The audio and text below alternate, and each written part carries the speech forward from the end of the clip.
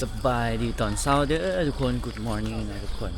มื้อนี้กบจะไปแคมปิ้งอยู่ผาจองนะทุกคนจะไปนอนเต็นท์ใช้เวลาย่างประมาณ10 กิโลตอนนี้เดินทางมาจากเวียงเนาะตอนนี้ฮอดบ้านไฮตอนนี้มาแวะกินข้าวอยู่บ้านไฮเนาะบ้านไฮปากเงินทุกคนพวกเราไปกัน5 คนกับมีที่เจมส์นะแล้วมีผู้สาวเลยน้ำคนหนึ่งเลยโอ้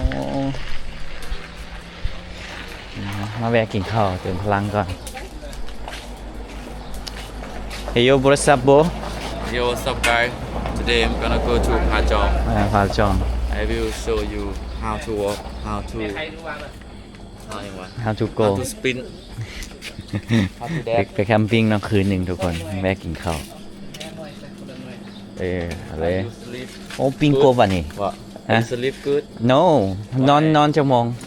I sleep at 2 a.m. Yeah 2 a.m. in the morning and when we woke up เราตื่นจากโมง Woke up at Huh? 4 เราตื่น4 โมงครึ่ง a.m. Yeah, ตื่น4 โมง 4 a.m. พากันนอนหน่อยเดียวนี่นะ 4:30 o'clock. I just sleep good, bro. Sleep I heard Sleep your อันนี้นอน sound very loud. I'm sorry, bro. นอนแซบคนเดียวสิ I have your video. I record your video already. นอนแซบคนเดียวว่ากล นอนแล้วเสียงเอ็กโค เสียงเอ็กโค มีระบบตัดเท่านั้นแบบ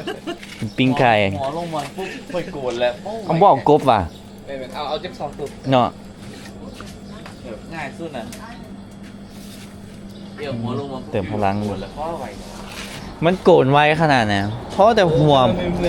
เดี๋ยวไอ้โทนี่ เออ ไอ้นี่ ไอ้บอลเรากินน้ำใบเตยใส่ เลยค่อย กินน้ำใบเตยใส่เป็นตับดีดื่มมันมีแห้งตัวนี้สอนอะไรนะ อือฮึก็ดีแหละเติมพลังก่อน ตัวหนึ่งตัวอีกแล้ว ข้าวสวยเฮาเด้จ้ะข้าวสวยซื้อไปเลย นี่แหละข้าวโลนึง เขาสอนกับแบบข้าวเลยนะ ตื่นตั้งแต่4 โมงครึ่งเนาะเมื่อยขนาดนี้ตอนนี้ ไปทางกินข้าวนะทุกคน เมื่อยเยอะๆเมื่อยยังไม่ได้นอน เมื่อยมันไม่ได้นอนเพราะว่าโกนดังโพดเลย สอรี่นะโอ้โหเขาชิโกดเนี่ยเพิ่น โอ้อากาศดีทุกคนเริ่มเย็นแล้วเนาะเบิ่งอัวกบวันนี้ อบคักๆเลยโอ้โป้แซ่บเลย yeah bro What is this อัวฟรอก และอันไส้กรอกภาษาอังกฤษเนี่ยฮอตดอก ฮัจจักฟรอก บล็อกฮอตดอก ฟรอกฮอตดอกเฮ้ยแซ่บเลยแซ่บ ลองมือนี่ อัน ขั้นอันจะเป็นเจ้าของตัว เป็นยัง ฟล็อกยู อ๋อว้าวอันนี้ต้องเป็นฟอกปุ่นนี่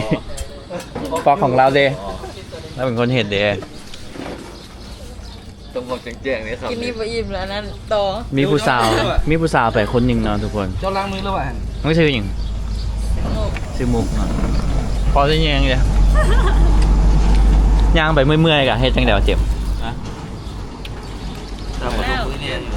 ใช่ไหม เห็นเบื้องหน้าแล้วก็มีกำลังใจเนาะ หน้าบติดดี แล้วเมื่อเขา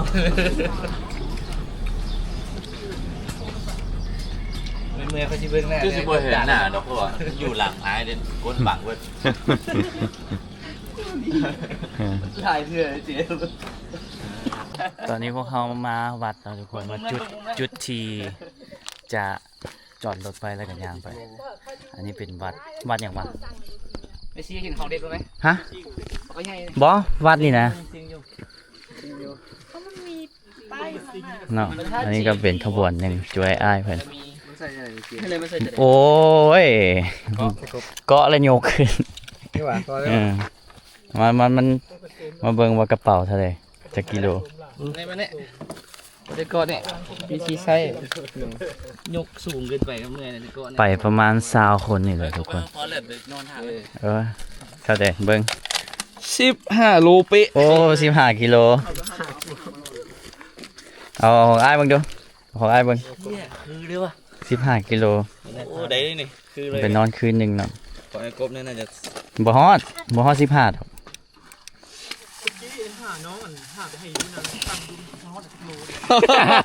โอ้15 15.7 15.7ว่าเอานี่เบิ่งเอาคำแพงเนาะ ของกำแพง เท่าไหร่เบิ่ง เยี่ยมทีครับ เดี๋ยวซื้อมาเพื่อนี่แหละ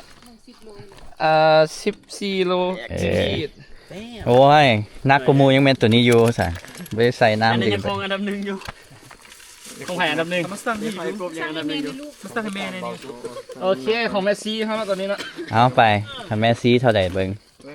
น่าจะเป็นบรรณาปีบริมีข้างหลังคือสลิปสซอย อ๋อแมสซี่โคตรเบาเลย10โลเป๊ะ ว่าโอ้เบาเว้ย เป็นเล็กงามเลยนะ เดี๋ยวเขาจะมีลาคีจะได้ สร้างในเมย์ ไกด์ซอยเฮาเขาโก่ง อันนี้ขอฝากเครื่องเลยด้วยเบาไลฟ์ไฟครับเพราะเขาจะฝากเครื่องอันนี้ของผู้ใดเนี่ยของคุณสุดอ่ะ ด้วย จัดต้นเนาะ ชิป เดี๋ยวเคลียร์กัน ว่า เป็นตะขาบมุกปากเบาอยู่อันนี้10โลเป๊ะคือกัน เอ้าของเฮาพวกเฮานักกว่าหมู่เด้นี่ ไม่เท่ากับ10เขาจะจัดเครื่องยังไงวะ เปย์เจ้ากันหนัก ใครเอามาเบาเลยได้นี่ เอาไงเด้ ตัวมันใหญ่นั่งกระเป๋า อันนี้ของพี่คนสวยนะครับ มีตังค์กันมั้งอันนี้ก็ตังค์สักเกียร์ อ๋อมีแต่10กิโล เรื่องเจมเลย เกมเท่าไหร่เกม10ติเกม 10 กิโล10อีกงงเลยวันนี้นะคืออันซิงเนาะซิงเฮาซีพีกันแบบ10โลแม่นเลยบ่ว่า10 10.46กายนั่น10ขวดโมเมนแล้วมาวัดนี่10 โอ้ยของอ้ายลืมวันนี้เด้ โอ้ แม่นพอดี1016กว่าเลย มา ของกบมีน้ำก้อนไป นี่ นะ ของ ทุก คำ คน แพงนี่ของคำอ้าย ไผเบากว่าหมู่วะ 12โล13อ่ะ อืม 12.87 ของน้องหน่อยเดียว ข้างกับเปาแล้วมัน อืม ยังมีอีก เอา วันนี้สั่งใหม่เนาะเอาน้ำก้อนใส่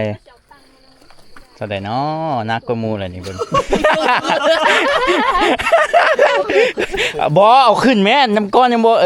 ต่มันลอย 16.45 ฮะ 16.45 16.45เอาจนสั่นเกินไป แบ่งกันก็ได้น้ำก้อนนี่อีหลีเด้อ เดี๋ยวกระติกโอวีแล้ว วันนี้ทีมที่อีกทีมหนึงมาแล้วเราะทุกคนมากัน3คันรถนะทีมไอ้บ๊อบไปดีไอ้บ๊อบจักกิโลวะเบิ่งเด้อ โอ้โห20กิโลเป๊ะเลย 20กิโลเป๊ะ20กิโล แต่ของเจ้นั่นดิ ไอ้บ๊อบเฮาสิย่างไปนี่จักกิโล เอาไอ้บ๊อบ ใช้เวลาเท่าใด บุดเดียวประมาณน่าจะราวๆ10ป่าย 18กิโล ไปกลับกับประมาณ20ป่ายแล้วมา2 ชั่วโมงพอแล้วอันนี้ก็เพิ่มไปเลยจะกิโลไอ้บ๊อบ 20กิโล ประมาณนี้ 20กิโล ไอ้บ๊อบแบกเองอ่ะตัวนี้ บ่ให้ใกล้แบกที ขอไอ้บ๊อบจะกิโล กำลัง อุปกรณ์หลายนะทุกคน มีซีนมี กลางคืนมันได้หนาวไว้หนาวพอคืนมาเลยชุดเลยว่ะเจ้าองศาประมาณเท่าไหร่ น้ำห้อนก็หนาวน้ำหนาวก็หนาวนะ มา เจอเมื่อเช้าเนี่ย เฮาย่างไปนี่จักชั่วโมง 21 องศาอยู่บ้านเขาเนี่ย มันเป็นปลาแป๊กเลย ไอ้บ๊อบ เฮาย่างไปจักชั่วโมง แม่มาแปะกระเป๋าให้ผัวเขาเลยลูกของมึงบ่ต้องให้ไอ้สองให้นี่ พวกเจ้า2ชั่วโมงแบบบ่พักเลย ทำหนักปะ กับผักอยู่ผักเป่า ผักกินข้าวสวย 2ชั่วโมง เอาออกมาให้น้อง ประมาณ10 โล เอาเนี้ย เอาอันนี้ยูใส่อันนี้ โอเค หัน อัน ไป นี้ ไหน เป็นไก่เขาเนาะไก่ซื้ออย่างไก่เปิ้ลเนาะไป จะทาน 2ชั่วโมงเขาเจ้าย่างเขาย่างกับประมาณชั่วโมงครึ่ง ยำฮ้อนกับหนาว เท่ากับที่ได้ย่าง ยำหาวก็นอน ยำมันกันน้อยยำนอนกันเนามีแค่ พี่เต้ครับฟิกเวลาใช่ย่างเขาย่าง4 ชั่วโมงพอละพักกินข้าว ถ้ายำบ้างนะ ยำยำวางค่ะเหงาย ำเหงา ยำวางเด้อตอนนี้ก็เริ่มสิย่างแล้วทุกคนตอนนี้7 โมงครึ่งไปหลายคน รถละนี่ผมมีบอลไซค์ละ นี่เริ่มย่างนะทุกคน ไป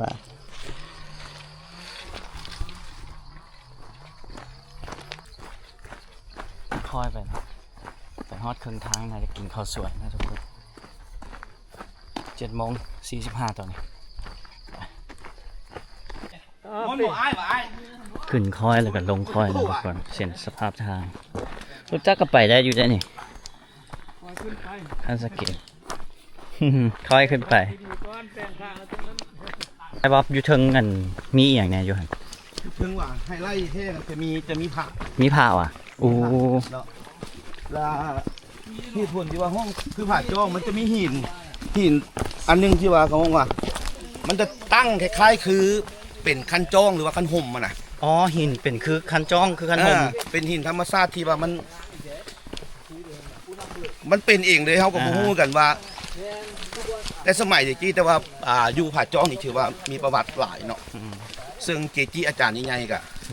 มาหลายเนาะเส้นหลวงพ่อคูณนี่เพิ่นก็ได้มาเดินทุดงค์ละ โอ้เพิ่นมานี่ว่ะ แม่นผาจ้องนี่ประวัติเพิ่นได้มา แล้วก็หลายๆอาจารย์ดังของครูบาไทยก็มาหลายแล้วเป็นบ่อนก็ห้องว่าเป็นบ่อน ปฏิบัติธรรม ปฏิบัติธรรมของพระหลายๆองค์ตัวฟ้าเมืองลาว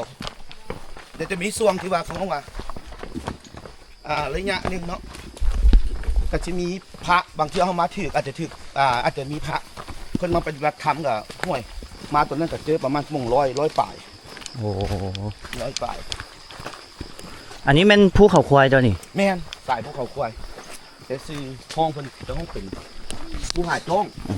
ภูผาจ้องเนาะทุกคน ผาจ้องที่มีหินคล้ายคือคันจ้องหรือคันห่ม ไปงานกันซิวๆอีซี่บ่เจมง่ายบ่อีซี่แมน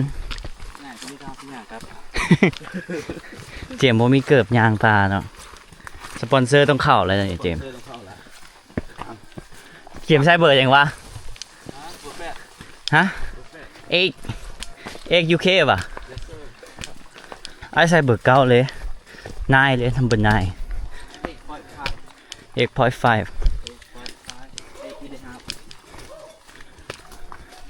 ไปชิวๆนะทุกคน เดี๋ยวนี้มีทงน้ำใครนะเมื่อยกับจิบกินบ่ต้องเอาจับตุกออกเข่าเนาะง่ายดีไป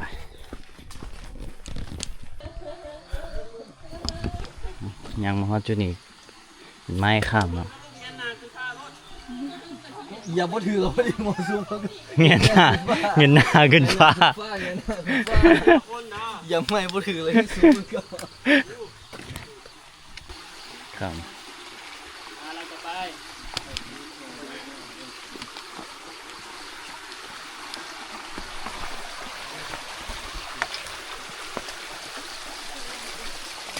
ยากมองแดง easy man ไอ้กบซิวขนาดใด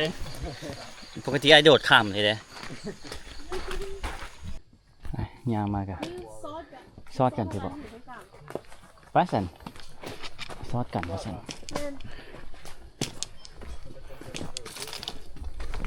วันนี้ยางมาได้43 นาทีครับว่าเป็นยางยางมาเจอพลานหินนี่ทุกคน ทีมงาน ไปต่อเลย ไปทางไหน ทางนี้ดิ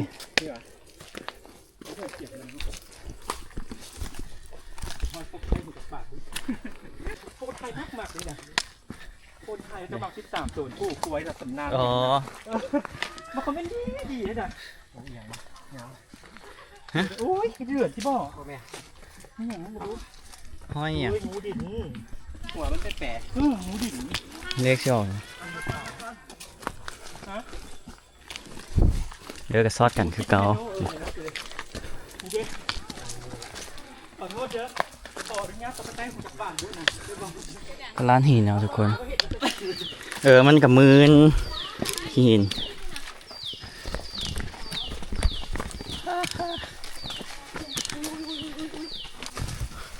เริ่มหมุนปลาแล้วเนาะตอนนี้ขอนไม้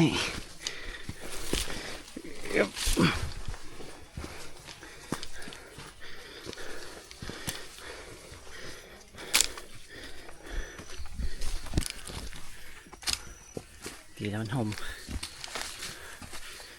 ไปตอนนี้ยังไม่ได้2 ชั่วโมงทุกคนถึงใกล้ตัวสำนักนี่เพราะว่า2 ชั่วโมงฮอดป่ะวะ ข้ามไม่ไปเนาะเมื่อยรอดเมื่อยก้มนะเนาะทุกคนเนาะเจองานไม่ตลอดเลยได้ก้มได้ค้านไปเนาะถือว่ากะโอเค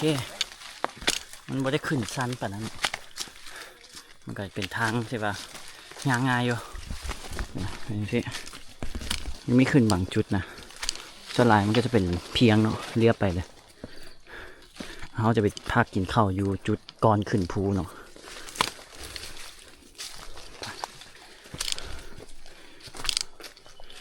ถือว่ามันเป็นโฮมนะทุกคนก็โอเคป่าตึบดีโฮมมันเป็นต้นไม้บังแดดเนาะกับบ่ได้ฮ้อนนะแต่ยุงอย่าว่าหลายเด้อ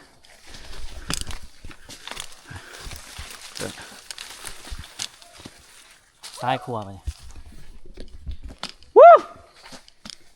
พักชวนแหละท่านะมากินข้าวกินน้ำก่อน ข้างไหนอ่ะ ไปซ้ายตลอดเลยต้นไม้ใหญ่ไป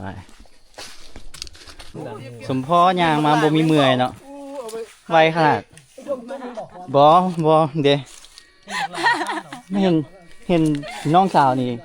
ก็เลยแลนตามขึ้นมาบ่ ต้องนำไกลๆเจ้ามาอยู่แล้ว โอ้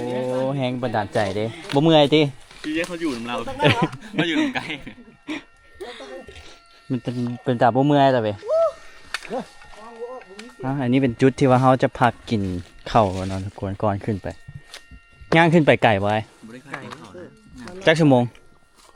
ประมาณ30 นาทีฮอดวะประมาณนี้ คันไล่พักนำแม่นบ่ เขาจะ กูไปเลยเนาะสมอง ชั่วโมงหนึงอ่ะ ชั่วโมงนึงเนี่ย จะนำ10 ลิตรเนี่ยนะ ลักไป ไอ้ก็ไปจะนำ10 ลิตรเนี่ยนะ จังตื่นไหมเครื่องเขายังหลายนะ พี่ลึกเนาะ เติมหลายมันจะขึ้นยาก เติมอย่างนี้ โมลิตร โอ้ขนนกปิ้งนกกิน บ่แม่น ฮะ นี่มันนกกระหอก ก็ฮอกว่ะนกนี่ หมดไป อ๋อ แห้งเลย แล้วว่าสิแวะกินข้าวเนาะย่าเลยย่างต่อเลยทุกคนเครื่องติดมา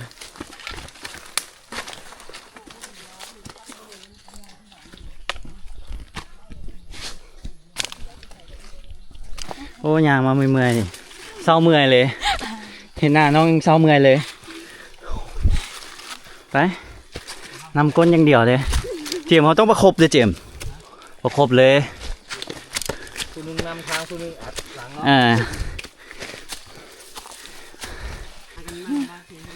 เริ่มขึ้นสันเนาะสันเลยผมอยู่กองอาจจะบ่สันเนาะทุกคนสัน ถ้าเป็นอันนี้เด้อยู่นี่มีแต่คนมูมักความสบายนะสบายเกินไปนี่นะ สบายเกินไปสบายเกินไปมันกินเหล้าบ่แซ่บเด้ไปขึ้นไปอีกแล้วทุกคนสันอยู่เลย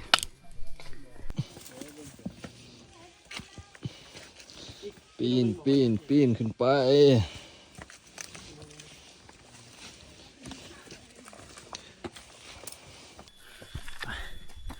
ขึ้นค่อยไปเริ่มเห็นวิวแล้วคนฮะโอ้ยมันต้องขึ้นไปไม่เห็นปลาแปลกเนาะย่างขึ้นไปจังไหนฮอตยอดแล้วกันย่างไปต่อโอ้โหวิวโอ้โหปอโคตรเย็นเลยสปีดเลยป่ะนี่ฮุบ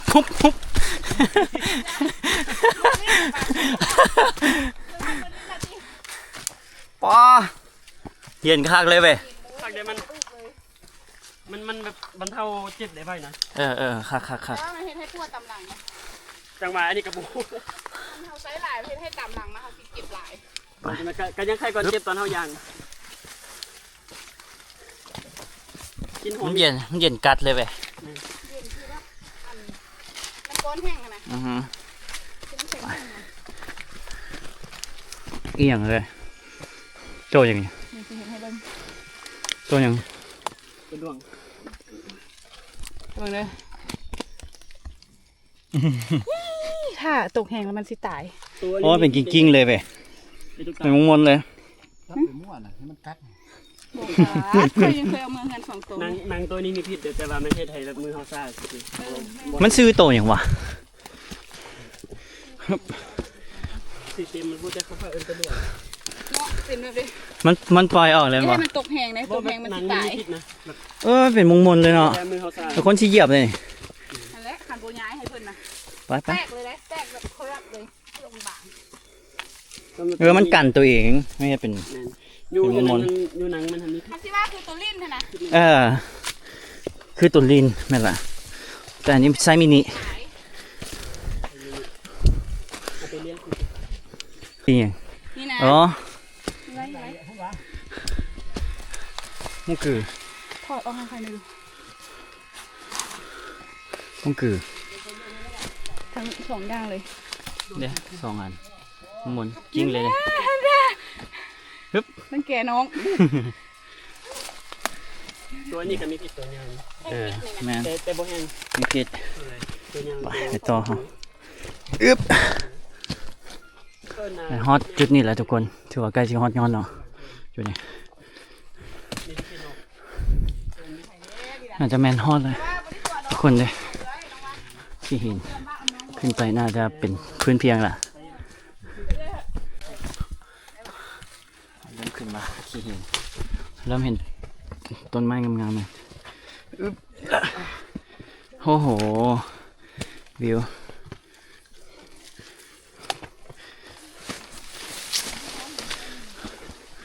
ดีแต่มันบ่มืดเนาะ สันอยู่ได้นี่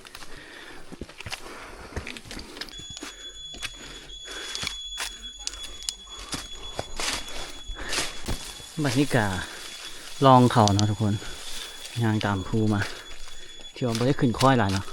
ก็โอเค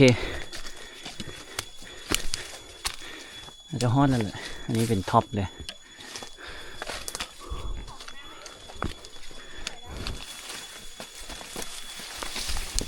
ไปต้อยไก่ไว้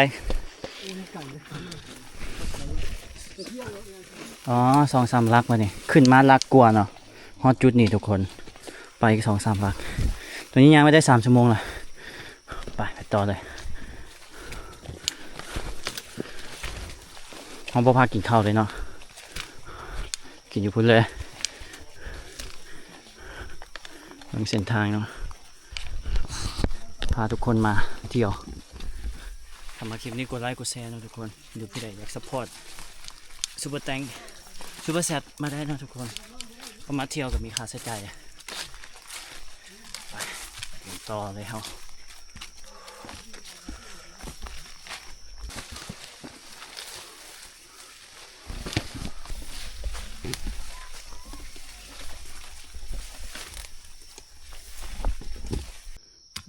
ต้นไม้งามดีเนาะทุกคน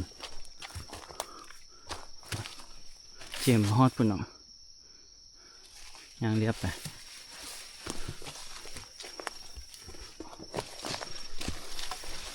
โอ้โหป่าทึบ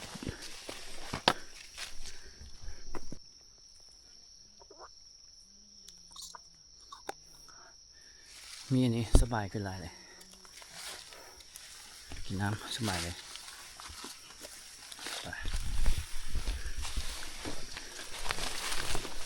โอ้มันเป็นโล่งๆเนาะทุกคนขากได้ต้นแปลงไปเลยฟิวอยู่ภูกระดึงเล่นบ่นี่คือกันเล่นบ่ แม่นแบบนี้เลยพวกกันหนึ่งกันละต้นแปลกหลายขี่รถถีบได้เลย มีรถถีบให้เศร้า150 หรือ 180มือหนึ่งตั้งที่ขี่ อันนี้จุดนี้เขาพักกินข้าวไว้หรือว่าพักซื่อๆป่ะ มาต่อโฮมเขาจะมาร่วม ทานรวมกันอ่ะกินข้าวก่อนไปบ่ไหวแล้วตอนนี้ย่างไปได้3 ชั่วโมง 12 นาทีทุกคนตอนนี้11 โมงเนาะจักลักแหละ 12 6 กิโล 6 กิโล แคลอรี่ 2,000 กว่า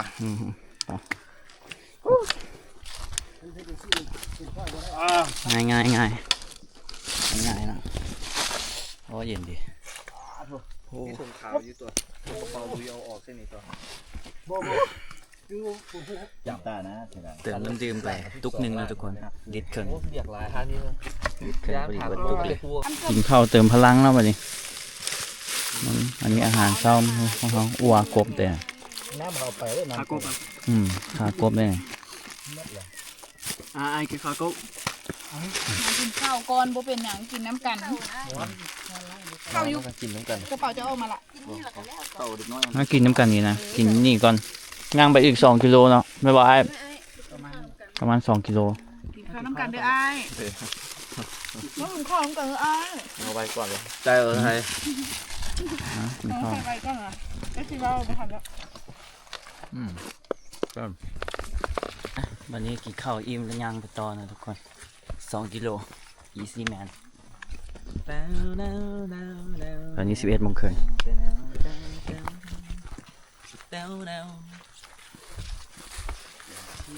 อ๋องามทุกคนวิวคักเด้อมีขี่หินเนาะแล้วก็มีป่าแปลกจังสิถือว่าโอเคเลยเห็นกับตางามตัดไปเลยสองก็ถึงกันสวยอีกด้ว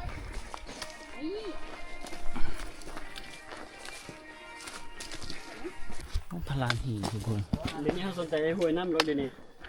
เนาะมีห้วยน้ำนี่แต่อยู่ถึง ที่ยูนแบบวันสูงไปนี่มันสิเป็นได้เองเราว่าห้วยน้ำยังอีก ย่างอีกประมาณลักหนึ่งแล้วจะไปเห็นหินที่ว่าเป็นจ้องเนาะทุกคนจ้องหรือว่าคันหมอะนะผ่าจ้องหน่อย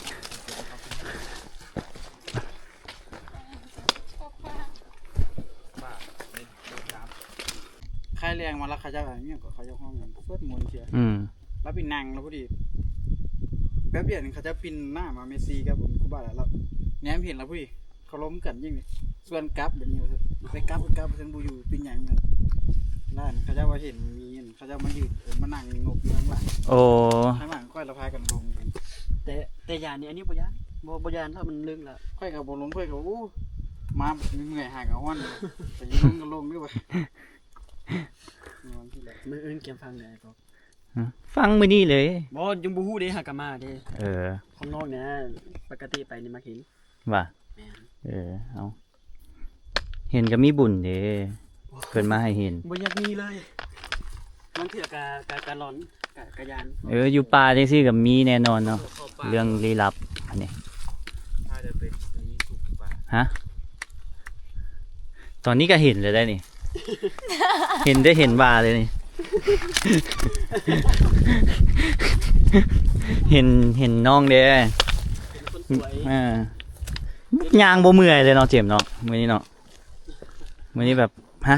เมื่อยจังได๋ตัวเบิ่งเราเซาเมื่อยได้นี่ใช่ป่ะ เมื่อยคือเก่า ยังเมื่อยก็เก่า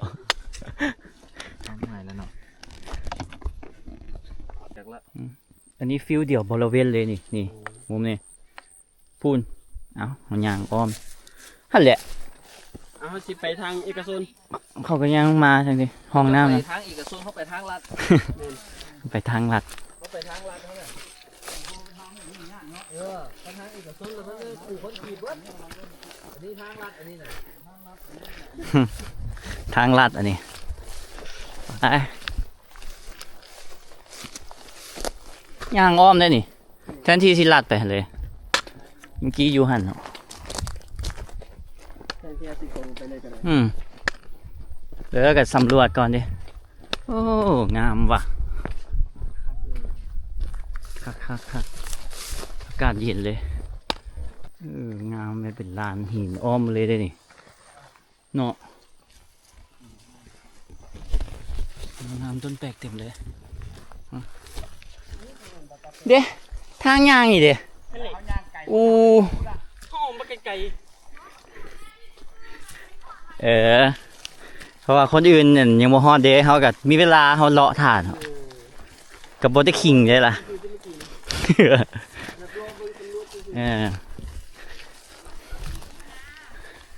ทุกคนในที่สุดก็ฮอดแล้วตอนนี้12 โมงบ่ายเช้าทุกคนไปนี่อันนี้วิวโอ้ภูผาดังว่าไม่ภูผาดัง ภูผาจองเนาะทุกคนนี่ผาตัวนี้ จะมีพระอยู่เทิงเนาะภูผาจองนี่มีพระพุทธรูปอยู่เทิงป่าโคตรงามในเรื่องว่ะอันนี้มันกับฟิลเดียวคืออยู่ปากซองเด้อไปคล้ายๆกันเลยหน้าผาเลยทุกคน อันนี้บ้านนี้อย่างนี้นี่อันนี้นี่นะแม่นวะบ้านเขาขึ้นมานี่วะโอ้วัดวัดอยู่หันทุกคนเด้วัดเขาเริ่มขึ้นมาแต่พุ่นใกล้พุ่นเนาะเดี๋ยวซูมให้ทุกคนเบิ่งเด้เห็นบ่เบิ่งเด้ออยู่ในนี่เด้วัดเขาก็ย่างเรียบขึ้นมาโอ้โหพิชิตละ yes ตั้งตัวนี้ก็สุดยอดแล้วเลย ตังอันนี้ตังไอ้กับตังนี่ 2 หน่วยเลย บ่หน่วยเดียว คิดว่า2 หน่วย ตังอันนี้นั่งสบาย 2 กิโลเลย2 โล 3 โลเลย เอานั่งพักเลยทุกคนเป็นยังไงไอ้เมื่อยปะอีซี่ว่ะ ครั้งแรกเลยเหรอเนี่ย ง่าย สิบ่ได้แต่ว่าเราไปได้เลยอันนี้ยังครั้งแรกนี่นะ ครั้งแรกคือกัน ตั้งแรก ครั้งแรก น้ำฝนกับที่มีน้ำต่ำใส่ทานหอดงามอีกแบบ เจมส์เขาเห็นจะเปิดเพลง เขาซีแคมอยู่ใส่ไอ้ นี่แหละ อยู่นี่ป่ะโอ้ เขาอยู่แถวนี้เขาสีอัน แถวนี้ซอกมุมดีๆแล้วเว้ย วันจุเฮาพานมาที่ สีอาบเลยด้วย พวกเขาขึ้นมาก่อนนะทุกคนกลุ่มที่หนึ่งอันนี้อีกกลุ่มหนึ่งขึ้นมาตามหลังพวกอ่อนนะอ่อน เอาไปเลย อันนี้กลุ่มที่สองเนาะหลายคนอยู่เลย2 4 6 8 10 12 คนกำลังกินข้าวเนาะกินฮอบ2ไงกินฮอบ2 แล้วก็กินเจ้าฝรั่งบอก เป็นยัง เจ้าบ้อง เจ้าบองโอ้ บ้องชู บองชิวโอ้บองชิว นะบ้องแบบ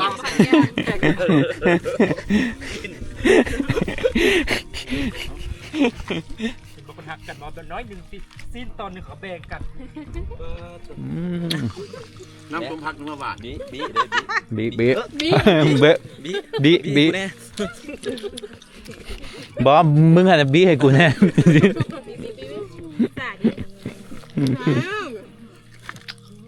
ยังพูดตัวอีกคนละคนนะยังพูดตัวอีก รับหนูได้หนูอ่ะได้หาเจ้าได้หนู โอ้ได้หนูเฮ้ยพอดีไปทายมาวันนี้ซอกมุมกลางเต้นท์เนาะเนาะนี่บ่นี่เด็ดร้านเก่านี่เด็ขี้หินว่ะขี้หิน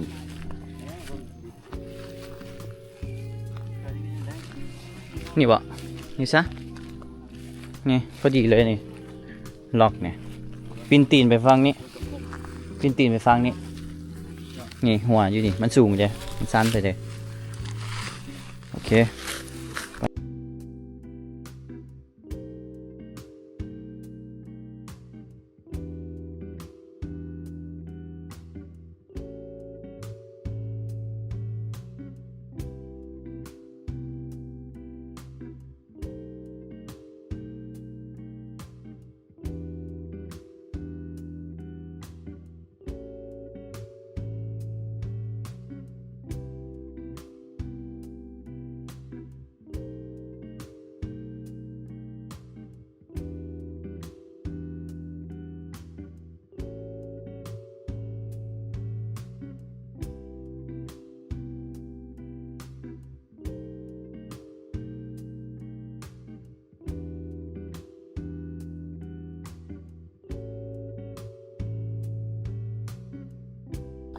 กางเต้นแล้วนะทุกคนพากันมากางพวกกบกับเจียมอยู่เทิงคนเดียวเนาะนอนใกล้กันเขานี่เสียงโกนเด้ผู้ใดโกนดังครับมารีอยู่แจมหมูทำใจเด้องามเนาะ งามดีทุกคนเบิ่ง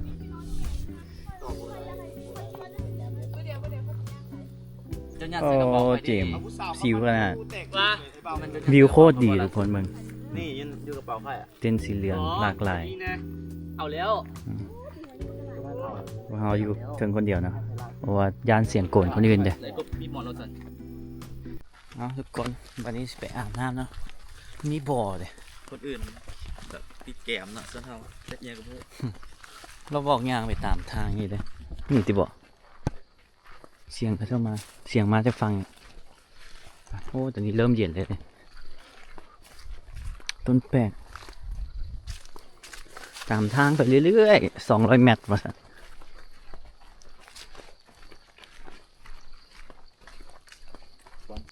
ย่างจะไปอาบน้ำเนาะตอนนี้เจอ1 2 3 4แยกอันนี้ก็แยกหนึ่งนี่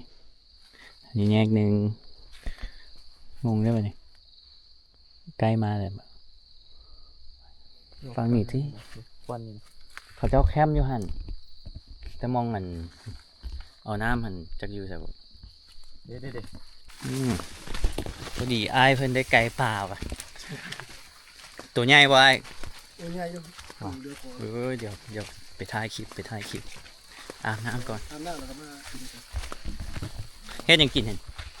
ลาบ โอ้ลาบ นี่หอ กิ ม น หอมมาเลยเด้อ หอมบ่มีเว้ย จะเอามากับใบกะเพรา แม่น นี่มันของใกล้หูน้ำหลังนี่อาม่าอยู่นะ ว่า นี่มันที่หอม โอ้กินลาบไก่ป่า ที่กะเพราก็แห้งจุดไทย หนูก็ได้อยู่ว่ะไอ้สองนี่โอ้หนูตัวหนึงเฮ็ดหยังกินหนู หนูพี่ ปิ้งกินพอดีบ่เคยกินหนูจักเทื่อเฮาจูพวกเฮาอันแคมป์อยู่หมองหนึงเนาะแล้วพวกอ้ายอันใกล้นี่แคมป์อยู่หมองหนึงก็ใกล้ๆกันเนี่ยอันนี้มันเป็นห้วยว่ะ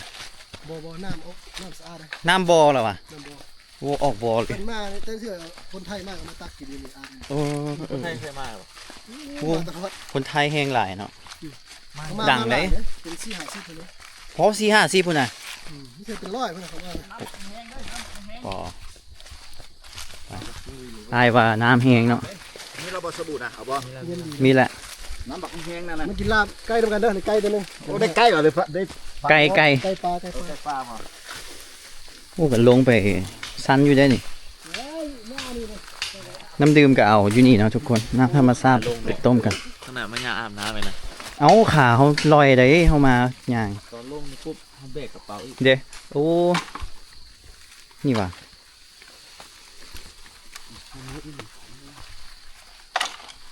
เด้ โอ้หมื่นได้นี่ ครับ ฮะ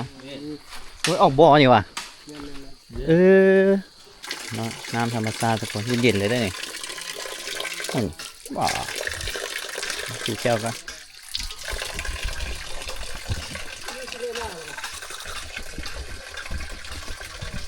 เห็นพวกอ้ายเพิ่นนอนเนี่ยนะขอเบิ่งนกเบิ่งหนูเพิ่นก็ใส่อยู่ในเป่าอ่ะอ๋อขอเบิ่งหน่อยเด้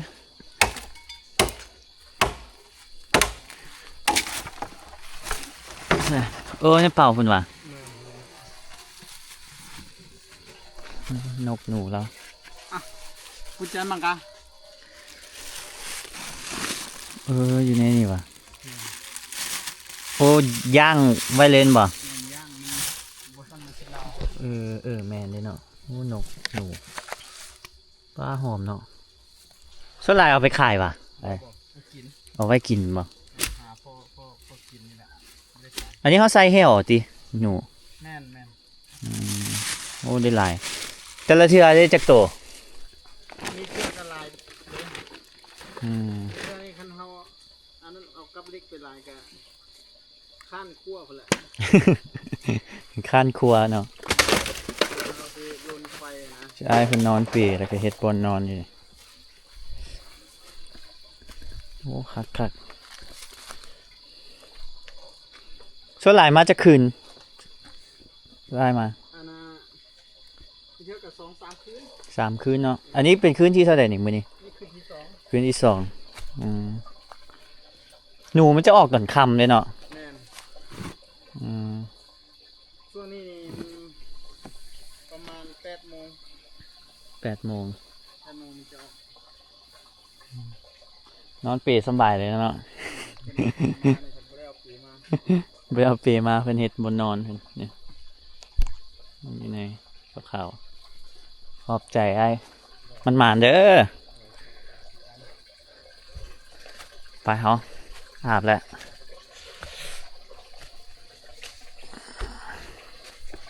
ไปเอาน้ำดื่มไปต้มกินใช่ไหม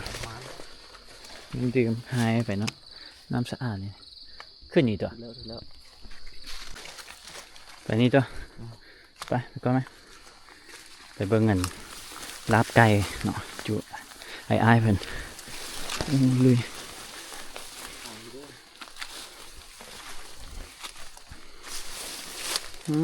พอดีเด้อนี่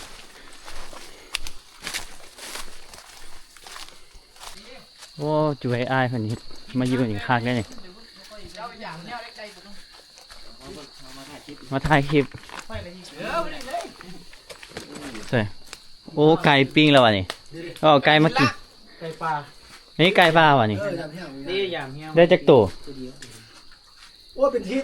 สิบปลายมือนะครับพยายามพอดีมันทำกระทืบเป็นมัน ไก่ป่า นี่หนูกับปีนใช่แก้มลงกัน หนูได้จักตัวหนึ่ง อย่างบ้านนี่ไปหยามกับ ใส่กับเลยคุณใส่กับหยามขึ้นมาเลยเป็นโอ้กินน้ำกันก็ยังกี่ไปพุ่นอยู่ ลามไก่ปลาใส่เห็ดเลยบดเลย เดี๋ยวเล่าเลยนี่มันไหม อันนี้ลามไก่ป่าวะนี่โอ้ กับใส่เห็ด เบิ้ลนี่มันเบิ้ลนั่นเล่านะจะได้ได้จ้ะมาเอา กินข้าวห้องท้องก่อนอันนี้หมูเนาะขาไก่ เป็ดมาเต็มตลาด ขาไก่ พี่มาพี่มากินพี่ เห็นไหมเห็นไหม เป็นมาปกติคุณยังมา เห็นไหมมึงดีตรงนี้นะจ่อ เอา เข้าพูกอยู่ ได้ไปเสนอเอา กินเมา แล้วใส่เจาะนี่เลย ห่วยจอกธรรมชาติเว้ย นี่ อยู่นี่ ของเจ้าเลยเตะ บอกแล้วแต่เห็นมันนอน สำหรับ นายหนึ่งเด้อเราเด้อ โอ้เต็มเลย เสี่ยวเจ้านก เขาแล้วกูหูอ่ะนะ โอ้โห นี่ก็ได้เราส่วนนี่จะนอนมาแล้ว บ้านข้าเจ้านอนมันมักไปห้อง ได้เยอะนะ ว่า มีจุดหนึ่งมักไปห้อง ทีมนึง หัวเสียงมันมัน CS โบเอาไหม โอ้เขาเหล่า ป่อ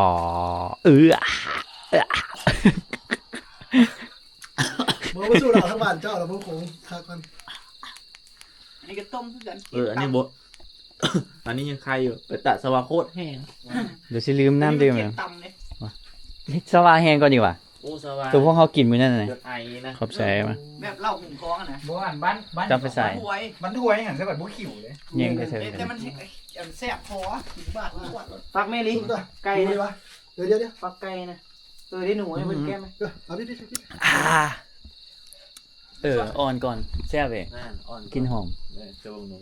หรืออะไรที่เอาให้เราเลย โอ้ บ่ ให้เราไปเกี้ยมเลย โห จุอ้ายเอาเลยมา บอกว่าได้กินตลอ ถ่าย ด คลิปนะถ่ายคลิป ถ่ายคลิปใช่ไหม กินด้วยกันแข่งกัน เอาไปเลยก่อน มากินมาข้าวเอาจับไปเลยซะให้เขาเจ้ากิน ไปให้เขากินกันแล้วค่อยยังไงนั้นอยู่ยังใส่กับยังใส่อันนั้นอยู่ สุกแล้ววะนี่ สุกแล้ว สุกไรไม่แซ่บเลย ผมนิดนึงนะปิ้งมุก ถ้ากินมันรสมันจะบานมันปิ้งอะไรอะไรก็ ครั้งแรกยังกินหมู แซ่บ ไม่ใช่กินดีกว่าคันเอาไป หึ แล้วก็จะบุกกินลงที่เสียของนะ นั่น ๆว่า เราจะไปกินตลอด ว่าพวกเขากินซีมซื่อๆเอาแม่เจมส์ ไปให้นี่กินไงให้ ไอ้บอมว่ะ โอ้ยายเจ้า กูเรามากับเมียแล้วนะ โอ้ไอ้นั่นกินอยู่อาจารย์ แล้วให้ไปถามซื้อนะพวกกันนั่งอยู่ ลืมบอกความรู้สึกเนาะทุกคน กินหนูครั้งแรกในชีวิตเมื่อกี้นี่กินมันจะแบบตุๆเนาะ เพราะตู้ยันว่าก็จะเอาเครื่องในมันนั่นเอือบ กินมันตุๆแต่มันกับโบเดสโหดให้อย่างใด โอ้เขาจะไปกินใช่ป่ะ กินแบบหนูปิ้นเลยนะ อยู่บ้านคือโอ้เซฟ ก็หมูปิ้นเล่นป่ะ เซฟไอ้ก็ชีสมันเซฟแห้ง อ้อมบอหรือแกง มันจะมีอ้อมเนาะอ้อมหมู อ้อเจมส์โคตรงามเจมส์ตัวเบิงกองไง งามแท้ดีใจ มันบอสแสงนะเสี่ย สีบัวเนาะ โคตรงามบรรยากาศดีเลยทุกคน กินเหล้าเข้าไปอุ่นเลยเว้ย กึกหนึ่ง พวกหากินหนู เอ้าอีหลีไอ้บ่เคยกินหนูจักเทื่อ ถ้าหนูเธอแบบตีนแซ่บนะหนูพุก ว่าแห้งแซ่บกว่านี่ว่ะ เข้าหนึ่งมากเลย เมื่อกี้หนังกรอบๆเลย หนูพุกเนาะมันอยู่ป่ามันแบบมันหาอยู่ป่า อืม มันกินแบบพืช มันกินธรรมชาติ พืชหนูพุกนะ คักไปแคมป์เฮากับอยู่ใกล้ๆกันเลยนะทุกคน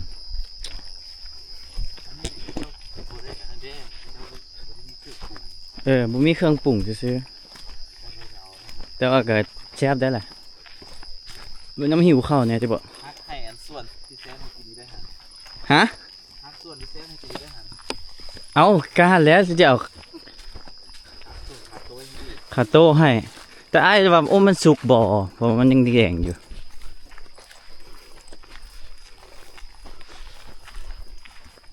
อากาศดีต้นแปลงเนาะเมื่อเจียมนี่เป็นบนนอนพวกเขานะทุกคนเดี๋ยวในของกบผมเจียมนอนกันเลยก็ถือว่ากวางอยู่ได้เป็นไหวแล้ววันนี้ตัวนี้เนาะทุกคนประมาณ2 คนเลยนี่เป็นเอาตาไหวประมาณนี้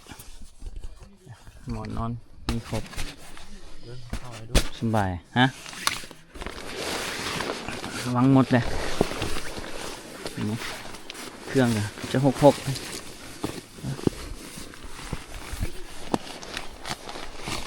โอ้โตเกือบปิดเด้ไม่เข้าได้นี่ฮะ ผิดเบื้องของเขา ว่าเป็นตัวมานั่งมองไอ้นี่นอนเต้นเนาะครั้งแรกของเจมส์เอาของไอ้กับพีทมันถึงที่คือรอบแล้วนี่แหละ bro how do you feel bro ตัวชามนี่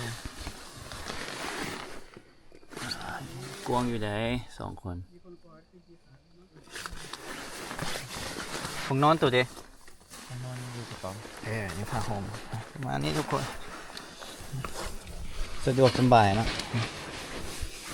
ได้รู้อุ้ย ได้อยู2 คนพอดีตัวนี้มันอยากติดเนาะไปเดี๋ยวออกไปกินข้าวทุกคนโอ้โห เอาว่า เนาะ ลำโพง วันนี้ อ่ะ แต่งกินเนาะแค่ยังกินไอ้บอบ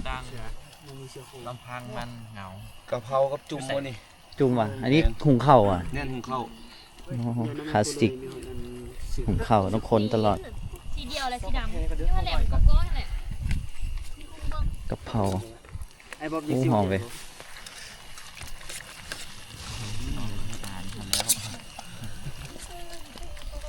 ได้เด้อ ล้างเลยล้าง บรรยากาศดีนะทุกคนชิว ปลาดู ๆ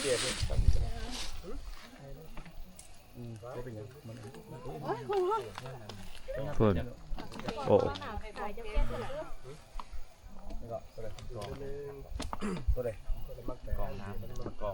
มีเสียงแบบเสียงลมพัดแบบดังปุ๊บ น้ำไม่เดี่ยวไอ้บอลใส่ลาย ตัวละเขาซื้อๆเลยนะ กินข้าววันนี้ทุกคน ขอได้ไหมขอเจียวหนึ่ง กินข้าวกันเอาไว้ พอแล้วอ่ะ กะเพรากะเพราก ระเพราวันนี้ กะเพราตัวไหน นึกว่า อะไรกะเพราเนี่ยโอ้จานลองมึงกะเพราไอ้บ๊อบแซ่บปะ ยูเจ๋บ้อนนะยัดที่บ้านเจ๋เอาคุณบอกแล้วให้ก่อนเจ๋บ้านกระเป๋าดำน้อยอะไรเจ๋ค่อยเอาหกนอนตัวสีเขียวนะคิดมาตุ้ม เอาแบ่งไปกินเลยกินแบ่งไปฝากไปกินเลยน้ำเจียวเดี๋ยวนี้แล้ววะ มี เอาเลยลืมก็ได้บ่เป็นหยังนี่ก็ มันบ่ฟด ครับครับบรรยากาศดีหนาว เดือนหน้าลูกชายเมมาหนูพวกมึง กินจุ่มนะวันนี้เนาะ แม่ซัมนี่ลูกสไตล์จะเป็นบ่าวซาบ่าวลือเนาะมันไม่ตึง ก ตายแล้ว วันที่31 ผู้ใดก็มาหุ่มผู้สาวเนาะสาวคนเดียว ไล่โพสจ้ะกัน กินจุ่มเนาะทุกคนเจ้าเสียไปเจ้าเสียไปเดี๋ยวจานดีเดี๋ยวนี่ก็ได้ละบ่หม้อตะหลิว ไม่ซีนพอน้ำจิ้มก็อยู่นี่แหละนี่แหละ sorry พอเนี่ยอย่างก็ได้ยกเว้นร้อนมันเน้อล่ะ เนี่ยมันเป็นยัง ยกเว้นร้อน กินจุ่มมันมีพักเนาะ ไม่เอาจะไปกินน้ำลึกอาลางแล้ว เป็นยังดอก ว่าเป็นอย่างง่ายอยู่นี่พร้อมเสมอ อันได้แปด กินเป็นได้บ่ อ๋อกระเพาะปลา ได้ กระเพาะปลาก็คือ เจ็บ เขียบห เล มู ยมาไว้พี่นางพิดบอล สองวงเนาะเพื่อน เอาเค็มกินไหมล่ะแลบไหม จีบมันจะได้บ่มีแพงเพื่อสิ ได้เลยมึงเป็นยังไงมันบาดน้ แม่มันต้องไปเสียน้ำไปไปบังไว้เลยดิ ำกระเพาะปลามีทุกอย่าง ยกเว้นเฮียยกเว้น ยกเว้นเมีย เนาะเอารถเนาะ ได้ว่าไม่ด้วยน้องมีมีดเลย มีผัวได้เลยใช่ไหม เจ้าหัวเรื่องมึงเห็นอย่างเงี้ยเนี่ยว่าหน้าเลยได้จนเห็นทุกตาเด้ชิมาเอาดอกไม่ได้เห็นยังอะพวกบ่เห็นมีอารมณ์เบื่อ หัวเมื่อยกินปูเก็บหมูลูกอย่างนั้นเนาะ อ๋อ อย่างนั้นมีอันซับๆนึงแล้วก็แบบเห็น พบปลา อร่อยอยู่เทิงภูเทิงหน่อยเลยจ้าเป็นจังได๋น้องมุกแซ่บสุดๆอันนี้บ่เห็นอย่างเด้นี่เด้อ แม่มันเลื่อมตาเลย นี่ให้พักนี่นะนั่งบังอยู่เลยนี่นะ บังลมเด้ นั่งบังลมนั่งบังค่อยนี่ฮอตจังให้เราเลยนะไม่ได้กินยังเลยนี่นะ ตั้งให้เราโอ้ อิ่มแล้ว บ่เอาวะ หัวไผ่สลัด โอเค thank you นั่นแหละ ต่อเลยจะไปขีด หม้อนั้นหม้อนี้3หม้อเลย เดี๋ยวฉันขีดเสร็จก่อนบอกอ้ายไว้ คีบแล้วก็ต้มต่อเลย จะต้มไหม แม่งอ่ะ ขีดก็ต้องต้มไป จะไม่ใช่ไห่เด่น เมื่อคืนหามดอกมาซะเนี่ยเจ้าเสียสวนนี่บ่ต้องกินมาซะเด้ ไห่นะมันหม้อค่อยนี่นะ ได้บาทนั้นบอกไม่มุกด่าได้ละบาทไม่ทุกตาได้ละบาท ได้แล้วเมื่อกี้นี่สุข่อยบ่ได้เพิ่มไฟซื้อ เอาอันนั้นเอาเห็ดกับต้นหน่อยนึง ครับผม เพชรบ่มีเมทุกตามันจะไปใส่บุก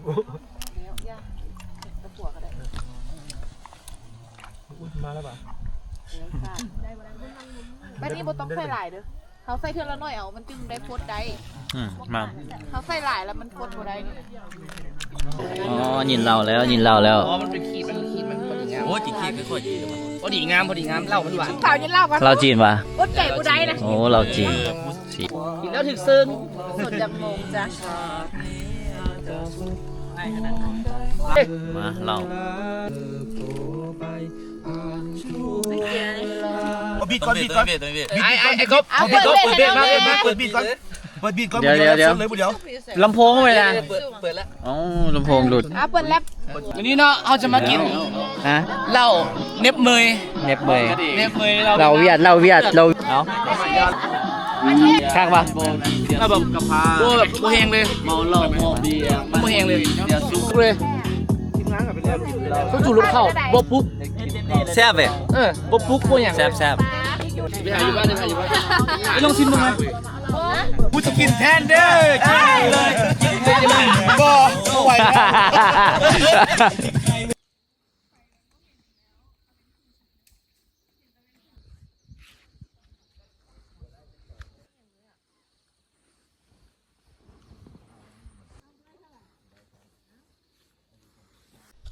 Good morning นะทุกคนสบายดีตอนเช้ามื้อใหม่โอ้ยเป็นได้รับดีป่ะ bro เขาอยู่ห้องจังโมงว่ะ11 แต่ครั้งบ่แข็ง ปวดหลังเนาะปวดแล้วไปเลยแบกมาโอ้ตื่นมาแบบปวดปวดตอนนี้กำลังกินมีเนาะทุกคน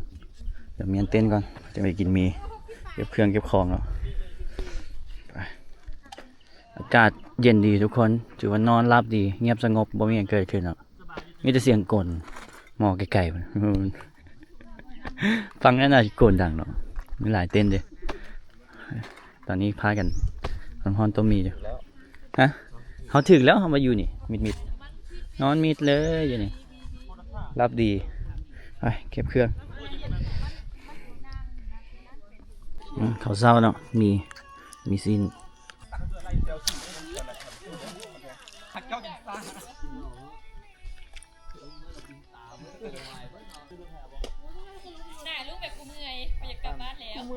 มาวันนี้ลงไปนะทุกคน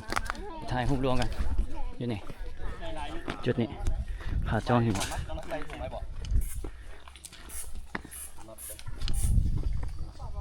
วันนี้สิกลับเนาะกลับไป13มาเบิ่งว่าเขาจะใช้เวลาเท่าไหร่ตอนขึ้นมาเขา4 ชั่วโมงเนาะเอาเจมส์เนาะฮะพวกอ้ายไว้ก่อนพวกอ้าย4 ชั่วโมงขึ้นมา4 ชั่วโมงระยะทาง9 กิโลกว่าวันนี้ลงไปนะลงไป9 กิโลกว่าไป10 9 10 11 12ประมาณ1 โมงไปแล้วลงอยากจะง่ายก่อนง่าย easy 3 ชั่วโมงบ่เจ็บเหรอ เอาบ่ ย่างไว้ เครื่องปิดได้นี่บ่ย่างไว้เด้อ บ่วอร์มก่อนสำนี่ ย่างโยกบ่ได้ สโลวอร์มก่อนค่อยๆย่าง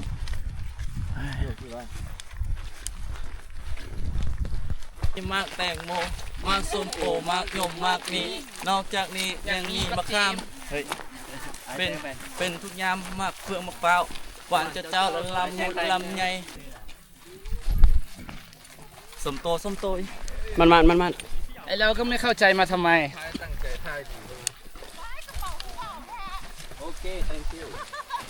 โอเคคนสำคัญบ่เอา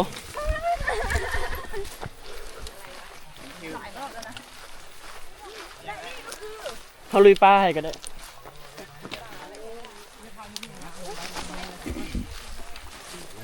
แล้ว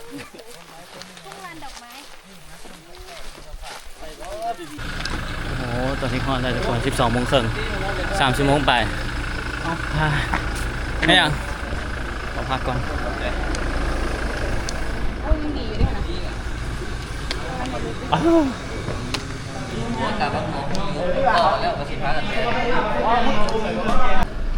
พากันนั่งพักเนาะทุกคน